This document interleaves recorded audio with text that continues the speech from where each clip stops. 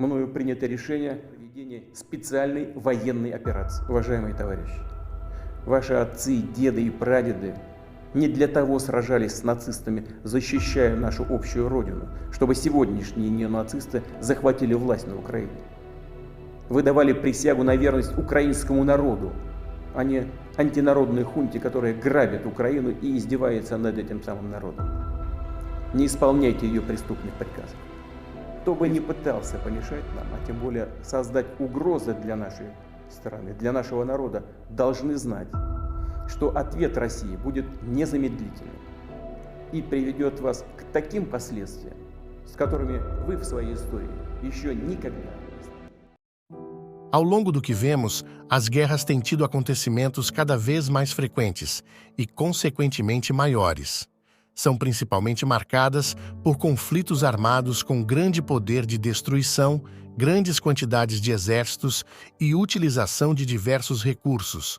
Tudo isso com o objetivo de obter ou manter o controle, principalmente de território, recursos naturais ou o desejo insaciável de poder, por grande parte das grandes nações, afetando não só os combatentes e países envolvidos, mas como civis, meio ambiente, economias globais e países vizinhos. A guerra entre a Rússia e a Ucrânia é um conflito que acontece no leste do continente europeu.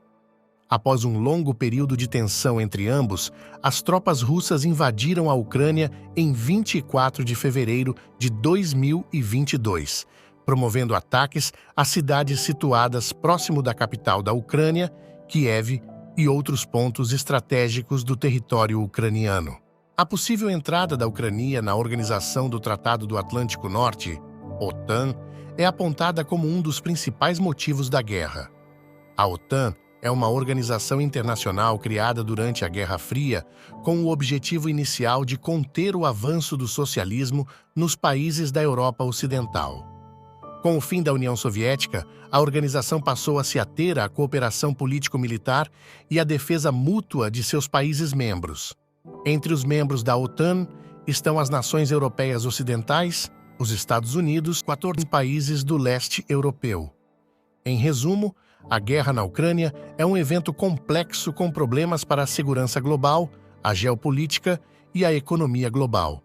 A compreensão dessas ações requer uma análise cuidadosa das raízes do conflito, dos envolvidos e das possíveis consequências para a preocupação internacional.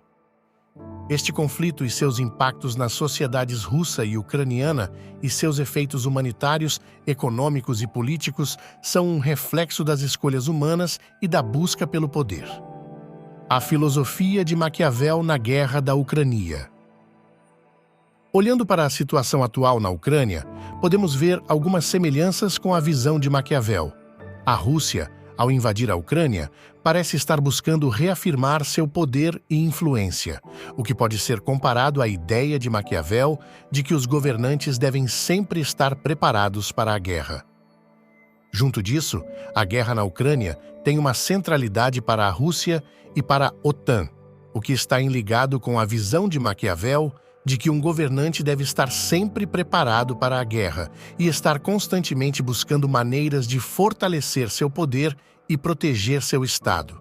A guerra na Ucrânia, com principal ligação no conflito geopolítico entre Rússia e a OTAN, também reflete a visão de Maquiavel de que a guerra é uma ferramenta para a conquista e manutenção do seu poder. A Rússia parece estar usando a guerra como meio de restaurar uma realidade que perdeu com o fim da União Soviética e reconquistar seu poder. Buscando expandir sua esfera de influência e reafirmar sua posição como potência global, a Rússia utiliza de uma estratégia que Maquiavel poderia considerar como sendo de um príncipe que não hesita em empregar a força para alcançar seus objetivos.